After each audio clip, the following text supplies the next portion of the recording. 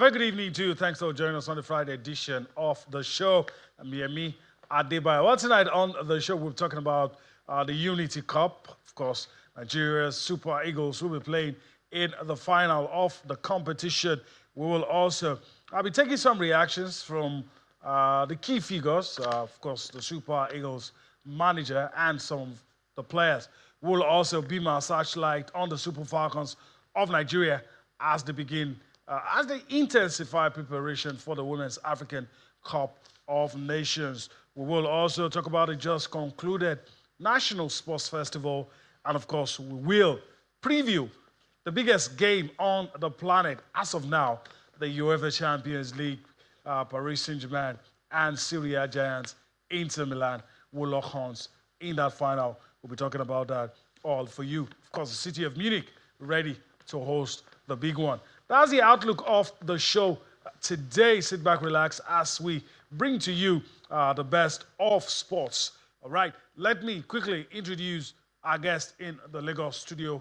Babajide Oreva joins us on the show tonight. Babajide, greetings to you. Thanks for finding time to be with us on the show tonight. Thanks for having me, Yemi. Now the Unity Cup final is upon us. Hopefully Nigeria will retain the title. Hopefully Nigeria will retain the title, and that's how we want to start the show tonight. We will also be getting in-swingers from the United Kingdom. But first, let me also bring in my partner who's suited and ready. Austin Okuna is with us as we go along on this ride together. What a great news to you, Yemi, and of course, everyone joining us on the show tonight. Always an action-packed sort of sports. So much going on. We're getting ready for the UEFA Champions League final. We're getting ready for the final of the Unity Cup. That one has sparked some good conversation as regards football development, not just in Nigeria, but in West Africa, because Ghana was also involved in that. So touch base, talk about the National Sports Festival. Pretty much fairly good, hosting by Ogun State. We're getting ready for Enugu 2026. Sports development will definitely get our attention on the show tonight, Yemi. Definitely. All right, we're going to have some deliberations around the Unity Cup. And of course, we're going to bring in somebody who is part of the organizers and will be giving us some of the side stories, some we might not get to hear. But first, let me ask Babajide, before I you to Austin, and, get into that conversation. What did you make of the game you saw, the Super Eagles? Just a quick wrap on what you saw. Did you see the coach try to experiment? Did you see the coach try to put his handprint? Okay, so for me, I think that game actually allowed us to also see what players in the local league can do. You saw the first half. Nigeria played fantastic. I was so excited with Ismail, the Remo Stars player. You could see the fantastic in-swinger, and of course, Des has put the ball in the net. So it also shows that why not we can infuse some of these boys with the professionals, and then let's have a good team. I hope Eric Shell now understand that now you can actually have good players playing in the local league. Just mix them up, and then let's see. You saw the vibe. The first half, we dominated from the beginning to the end. I saw flashes. I saw, okay, now the coach tried to express from the flanks, and then it worked in the first half. But maybe second half, of course, several things will want to happen. He still wants to experiment. But I still strongly feel the infusion of local players with that of the professionals will actually translate into a better national team for the Super Eagles. All right. So before we talk about the final, let me just quickly yield to Austin and bring in our guest. We're going to be talking about the Unity Cup. I mean, for Babajide, the inclusion of the home-based players stands out in the game against the Black Stars of Ghana. Yeah, we've talked about it time and time again, and I promote these players. I said that, look, you need to give a man a chance for him to take it. If he doesn't take it, then we can start talking. A lot of persons have questioned Papa Daniel Mustafa's inclusion in the team. But I think it provided some good solidity with Franco Yeka and Wilfred Ndidi.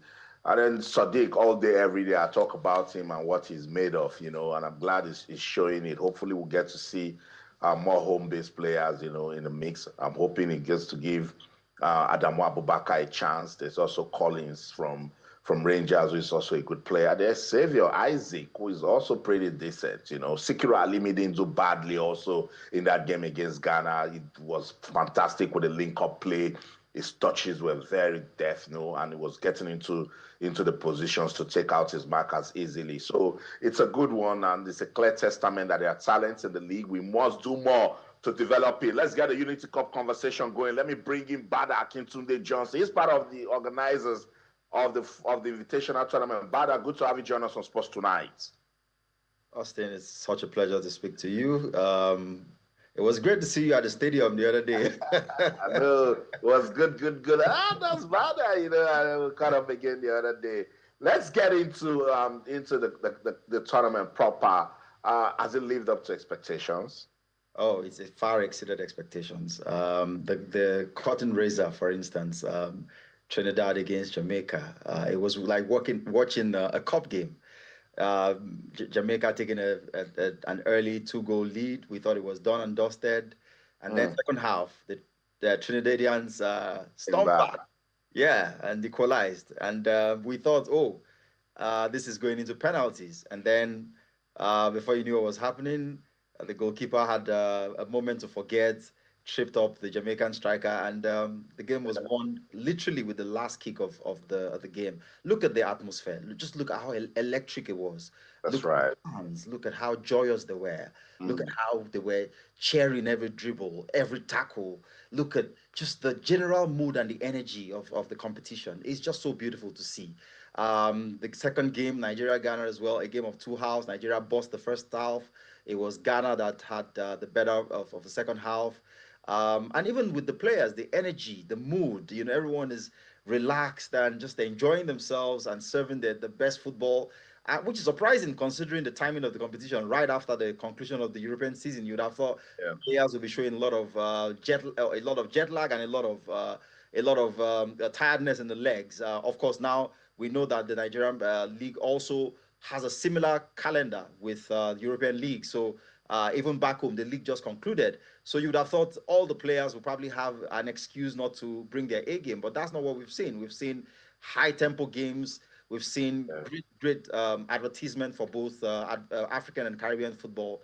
And the third-place game between Trinidad and Ghana and the finals between Nigeria and Jamaica even promised greater excitement, and I'm looking forward to every bit of it. I'm also looking forward to it. With Ghana, Nigeria, we said it was the Jollof War, it was this, it was that. With the Jamaicans and Nigeria, now I'm hearing is Afrobeat versus reggae music and all of that. And it's Suya versus Jack Chicken. And now I'm hearing all sorts right here. But beyond football, how can these countries, strike some level of strategic partnership to get something good going? Fundamentally, the reason the energy is so high is because these are some of the most dominant communities in London, UK generally. Nigerians historically, of course, we have that history as a Commonwealth nation. The Jamaicans similarly, and the Trinidad community, the Ghanaian community. So you have these persons who, share similar ancestry, but in foreign they live in foreign land, coming together to have an explosive celebration of their culture. Beyond just the sporting culture is the entertainment culture. It's the music, it's reggae, it's dancehall, it's Afrobeats, it's hip life. It's all of these cultures interacting with one another in a very, very nice organic way. It's people just having fun. A case in point, the video that has been trending where the DJ on the wheels of steel, as they say, a Ghanaian DJ called DJ Fifi. As soon as his country lost to Nigeria, started playing Laho by Charlie Poppy, and he was vibing.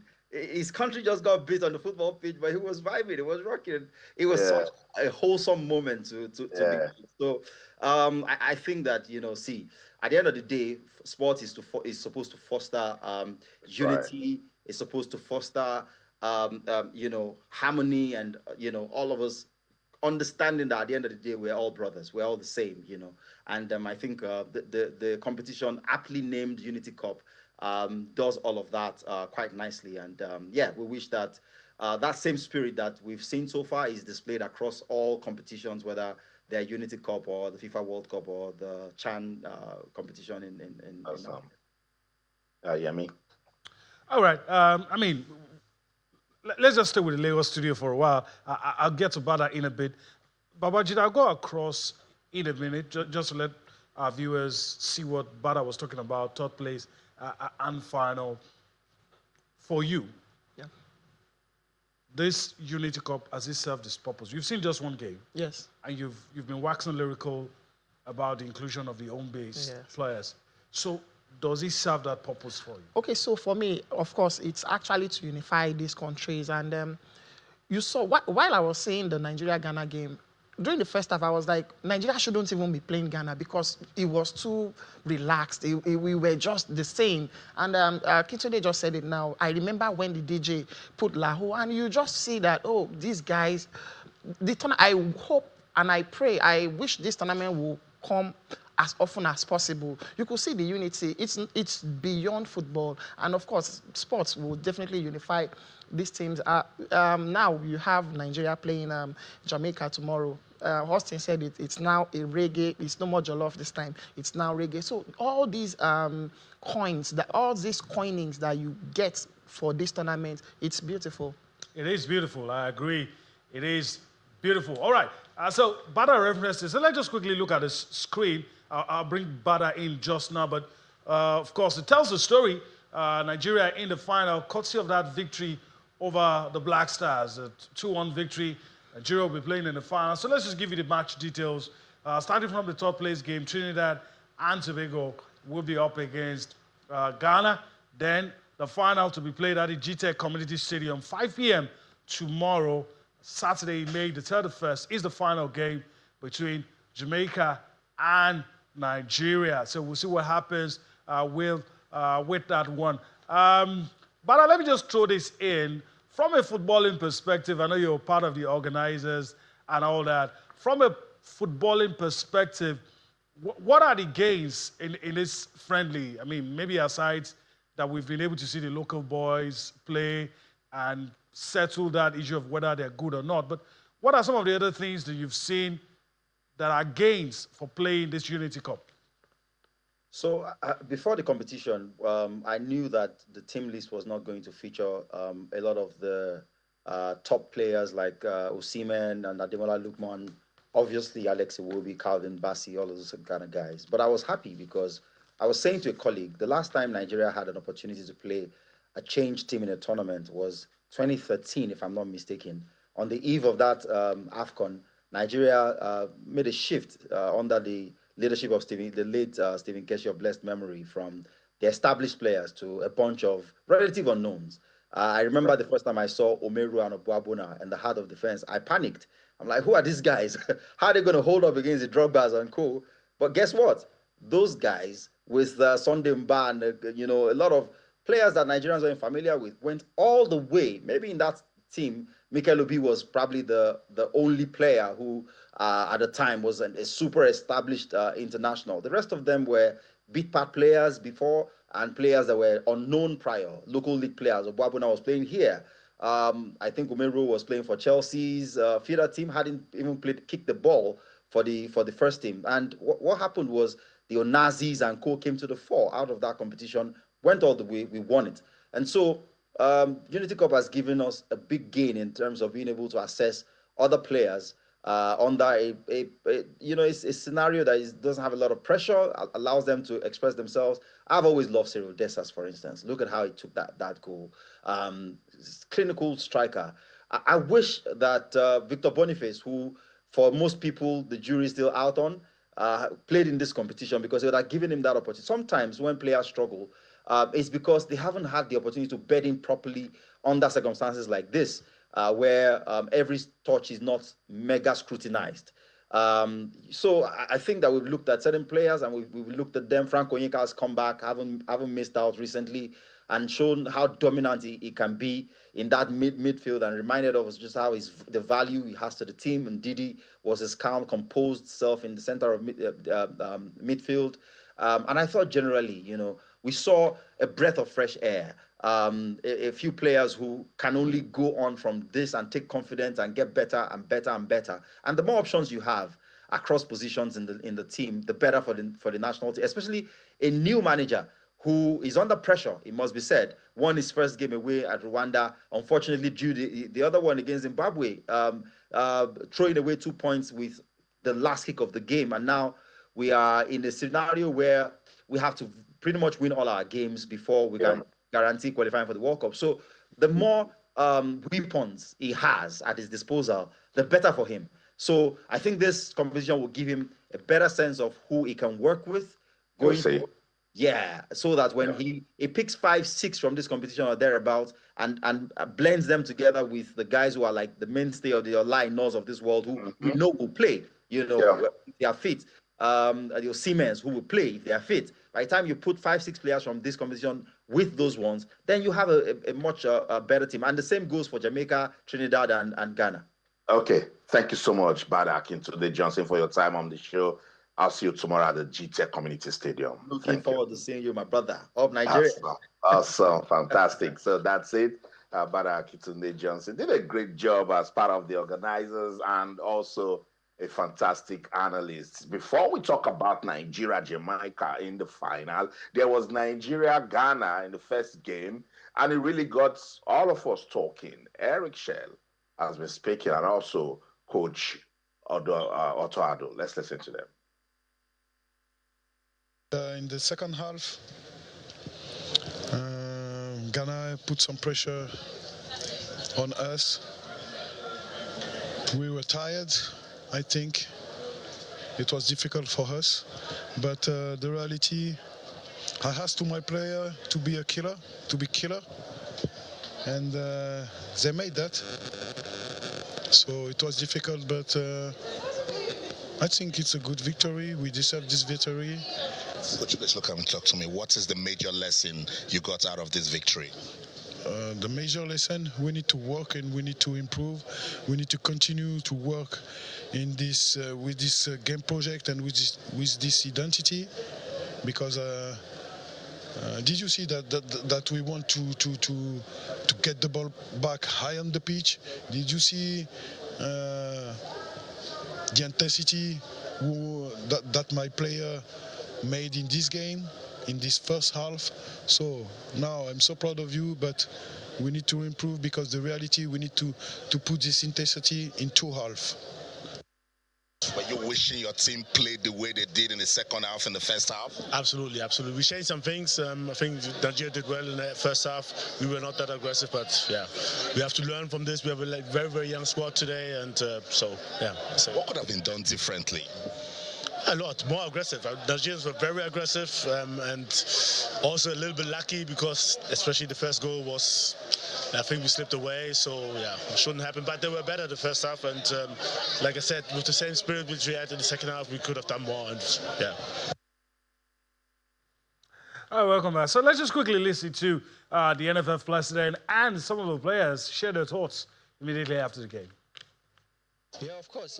To win back for some confidence. There's lots of positivity, positive thing in the game. So I feel like if we take lots of the positive thing in the game in the first half, I think there's lots of confidence in going to the next one. Yes. There's a lot of lessons. As you can see, that like I said yesterday, everyone just need a chance to prove himself. As you can see, everyone that have the chance today prove himself. So for me, I feel very happy, and I wish more of this to come.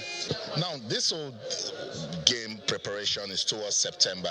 With the little that you've seen, the Super Eagles, do they have the character that we need to qualify for the World Cup?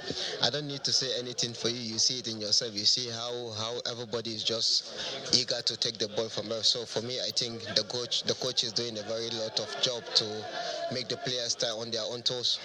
I always feel this excitement and joy when I'm putting on the Super Eagles jersey.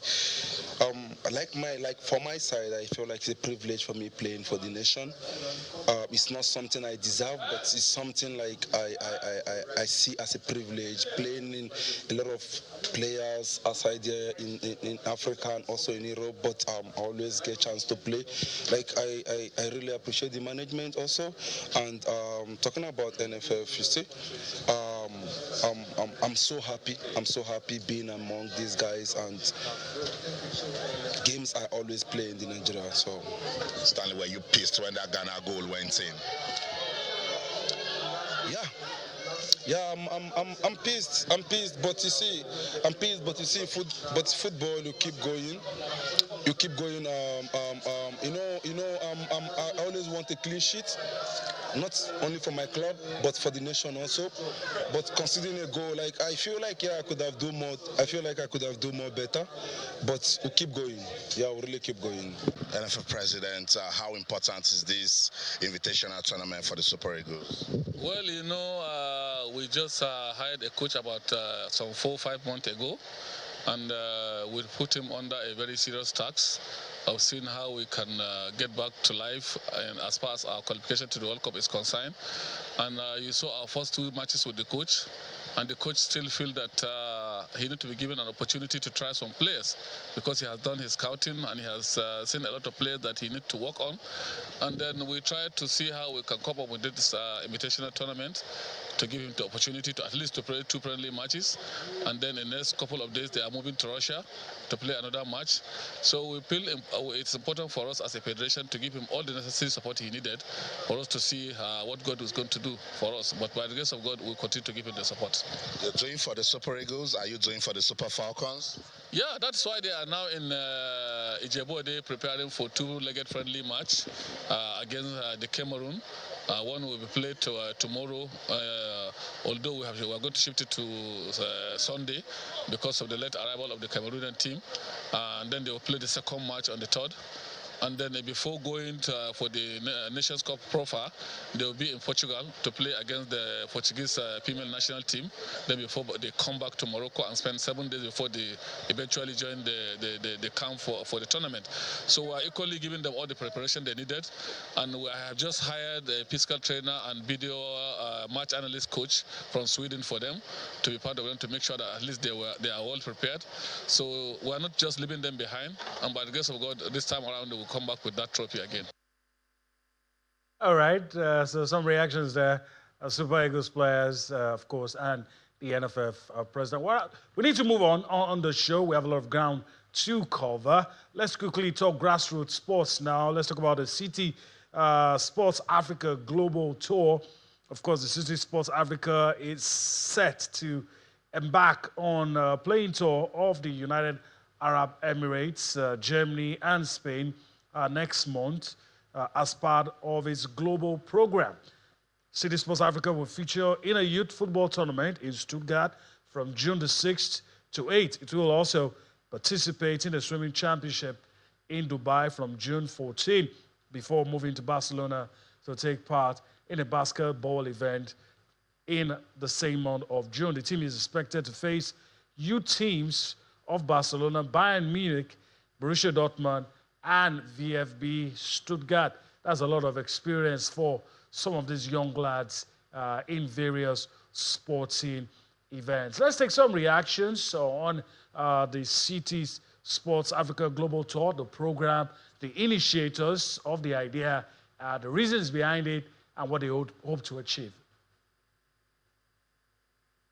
Sundays for matches where we get teams around Nigeria for them to compete against. So that matches are evaluation tool for us as coaches. So you watch your player, you train them during the week, you want to put them to a test on Sunday, and then let me see where the weakness is and where the performance is. So when we do that, we know the weakness, and then the next week we focus on the weakness and then try to improve on it. The guarantee is huge because last year we went there, we came second in the U-12 and the U-16. So we are no more scared of anything going on there. We know what it is. We've been there 3 times, so we are not scared of anything. So the guarantee is we are going to go there and do well. I love medals. I want to go there with my team and win the medals.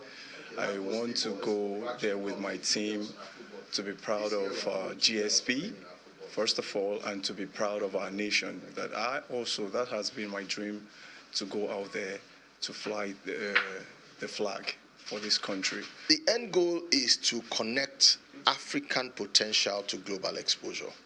You know, Africa has talent. Everybody knows that. What they lack is access, right? So we want to open that access, create that access so that our talent goes out there and shows the world who we are, basically.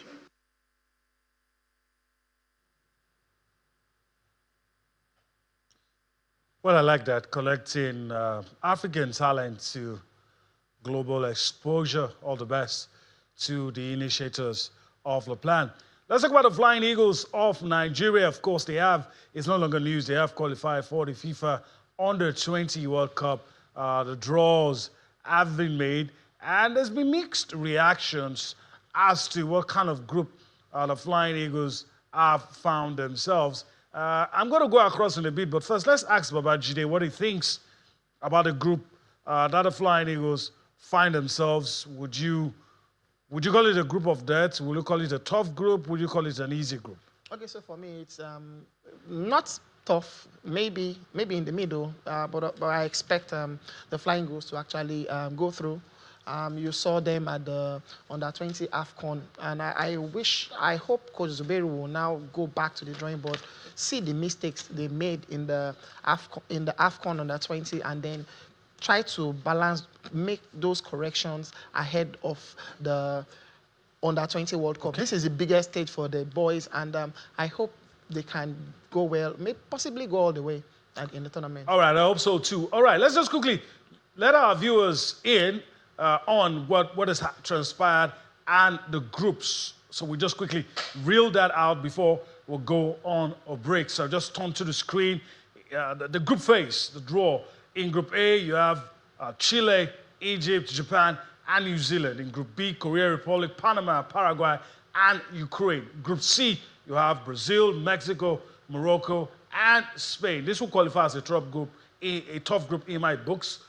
In Group D, you have Argentina, Australia, Cuba, and Italy. That's in Group D. In Group E, you have France, New Caledonia, South Africa, and the United States of America. Then in Group F, you have Colombia, Nigeria, Norway, and Saudi Arabia. We'll talk more on this when we return from a break. Just to let our viewers know, we're going to go on a break right about now. But of course, on the DSTV platform, our viewers will be onto a documentary at 9:30. Our viewers will be onto a documentary on President Ahmed Bola Tinubu's 2 years in office.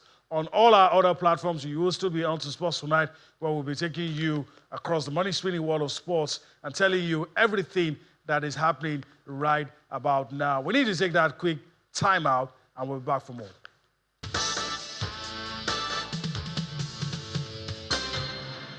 All right, welcome back. We've been talking about the FIFA Under-20 World Cup. The draw's just been made. Austin has been monitoring and looking. And, Austin, I said in my books, even though, his age grade, pedigree doesn't really mean much because it's not the same set of players. But in my books, Group D, Group C, Brazil, Mexico, Morocco, Spain, that will qualify as a top group, not the one that has Nigeria.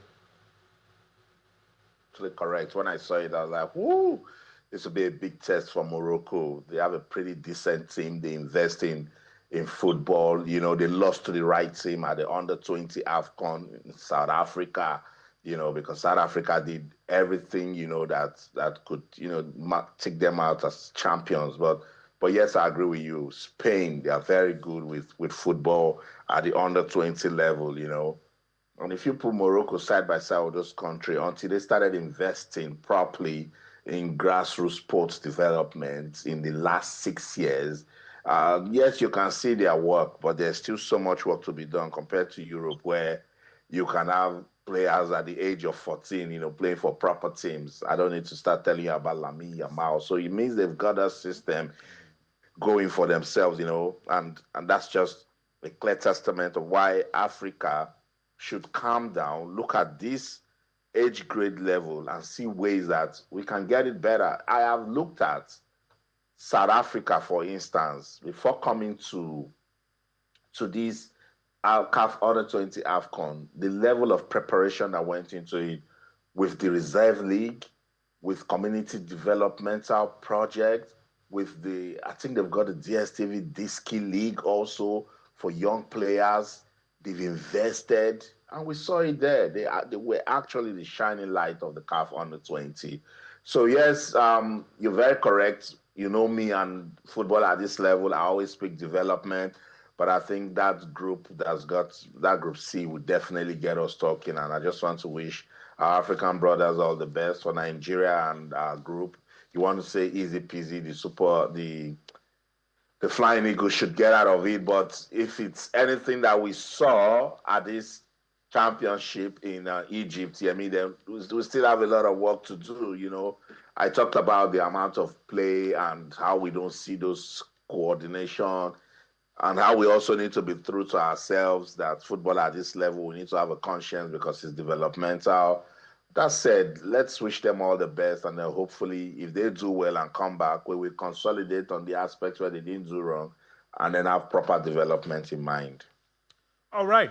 So let's leave the matter of the Under-20 World Cup and talk about the just concluded National Sports Festival, the 22nd edition, that is. Just quickly turn to the screen.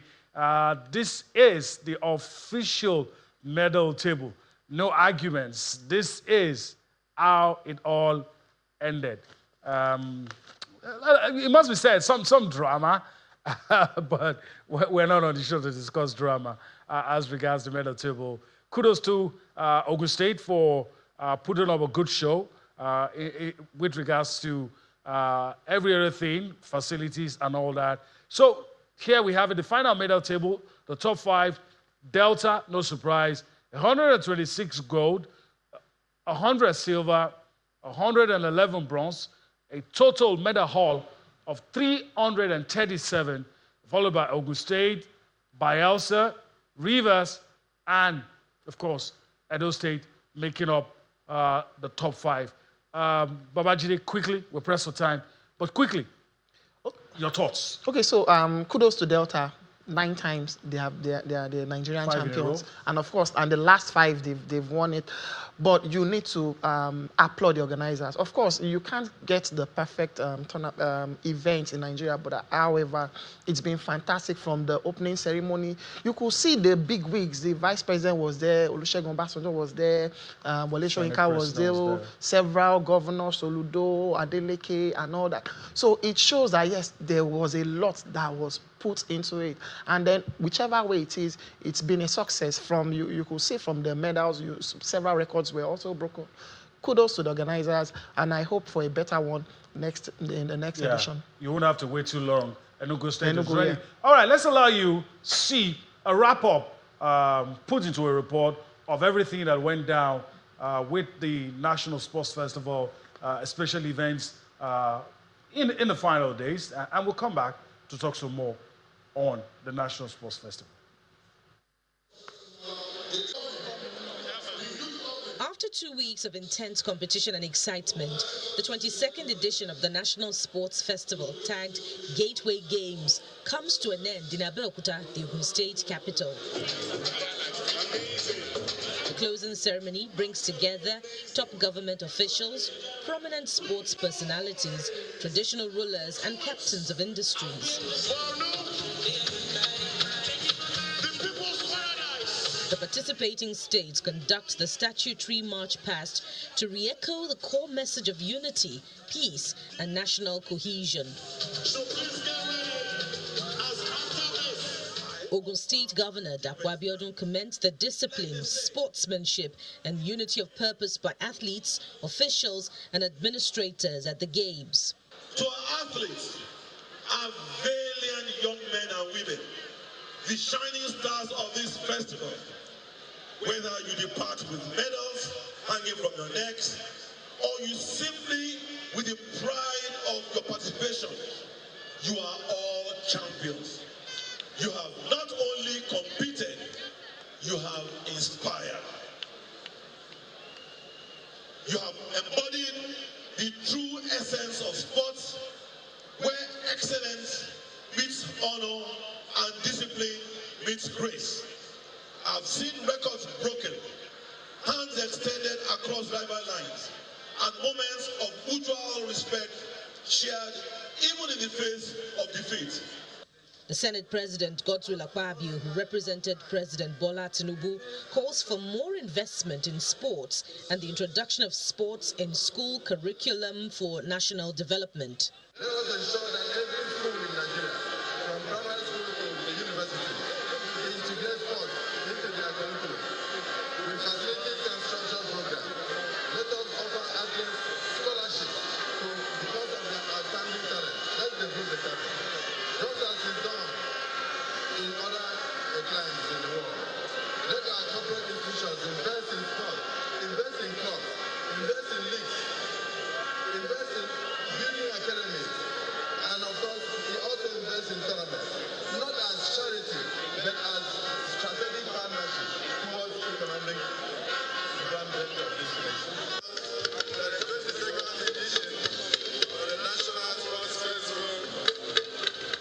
Delta State emerges champions of the competition for a fifth consecutive time after finishing top of the overall medals table with 337 medals, comprising 126 gold, 100 silver, and 111 bronze medals.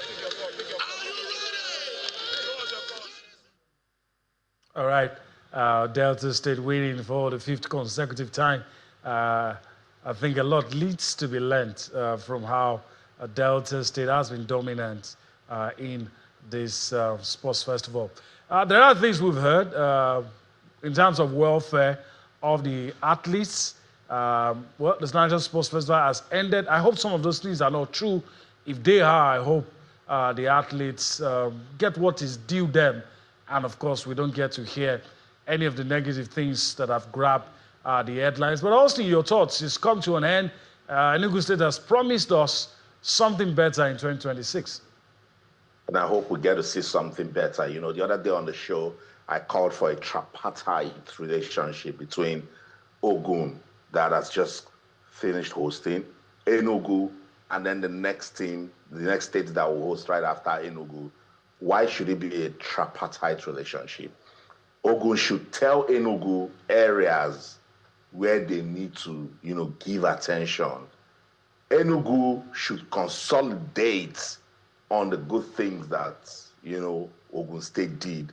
And the states that will host it in 2028 start working right away.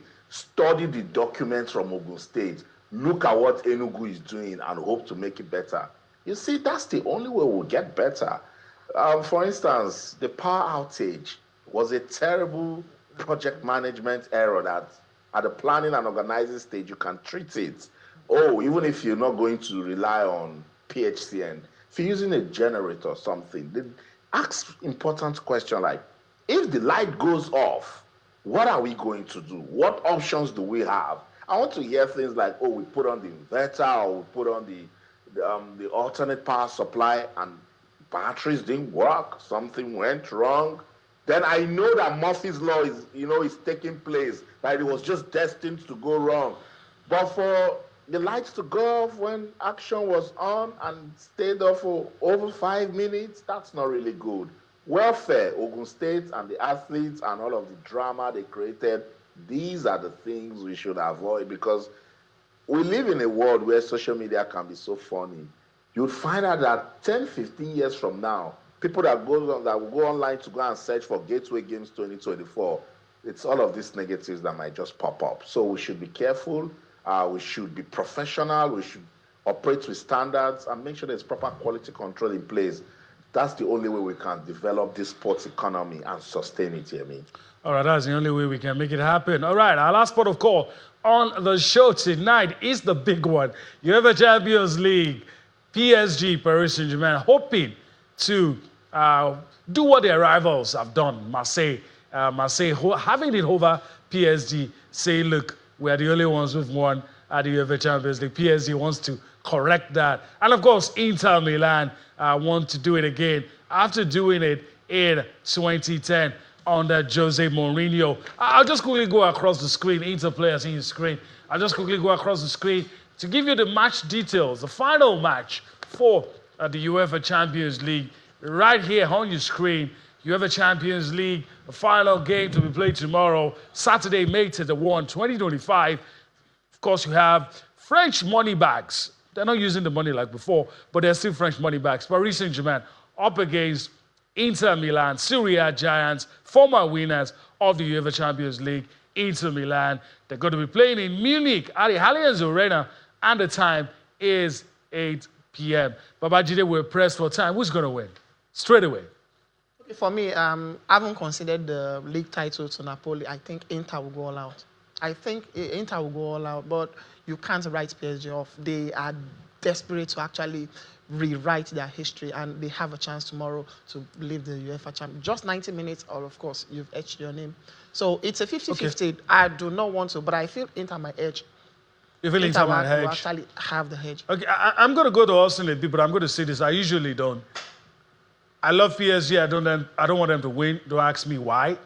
I love them. I think they're a good side. They're responsible for the exit of all the English teams in this competition, but for sentimental reasons that I won't elaborate on.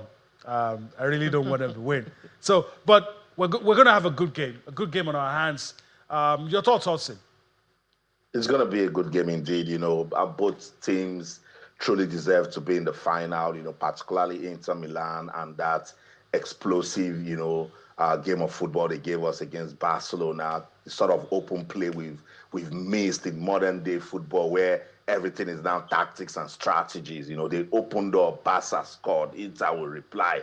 When Barca thought they were going to win it under 3 minutes, Inter said, hold my beer, I'm coming, and then did that magic, you know, and now they're in the final against PSG. You don't want to say it because they stopped Arsenal, and they did it in a very, very impressive way. Came to London, were very tactical, strategic in their play, won by a single goal, and then wrapped it up in Paris. I think both sides are teams that, you know, at the end of this Champions League final, whoever gets to win it will say it's truly deserved. But the